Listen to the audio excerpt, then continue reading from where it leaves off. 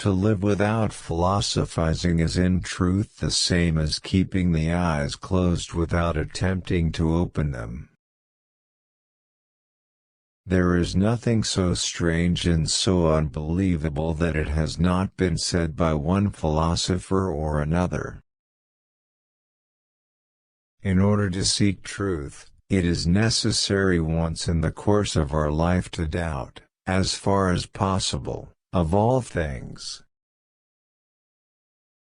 Truths will be discovered by an individual rather than a whole people. Truths will be discovered by an individual rather than a whole people. One cannot conceive anything so strange and so implausible that it has not already been said by one philosopher or another. We do not describe the world we see the world we can describe. Because reason is the only thing that makes us men, and distinguishes us from the beasts, I would prefer to believe that it exists, in its entirety, in each of us.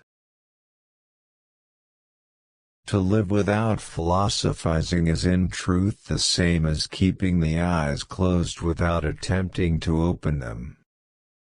It is in the nature of our mind to construct general propositions on the basis of our knowledge of particular ones.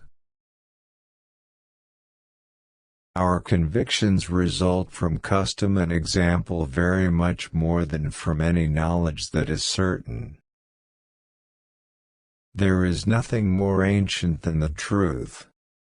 When it is not in our power to follow what is true, we ought to follow what is most probable. An optimist may see a light where there is none, but why must the pessimist always run to blow it out? I could not possibly be of such a nature as I am, and yet have in my mind the idea of a God, if God did not in reality exist.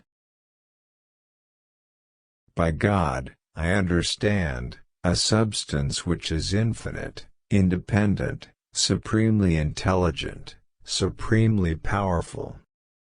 The reading of all good books is like conversation with the finest men of past centuries.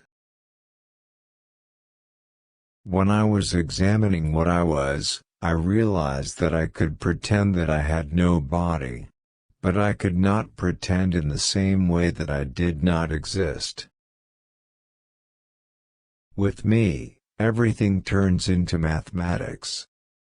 I paid special attention to arithmetic and geometry. But in my opinion, all things in nature occur mathematically. The two operations of our understanding, intuition and deduction, on which alone we have said we must rely in the acquisition of knowledge. These long chains of perfectly simple and easy reasonings by means of which geometers are accustomed to carry out their most difficult demonstrations had led me to fancy that everything that can fall under human knowledge forms a similar sequence. Mathematics is a more powerful instrument of knowledge than any other that has been bequeathed to us by human agency.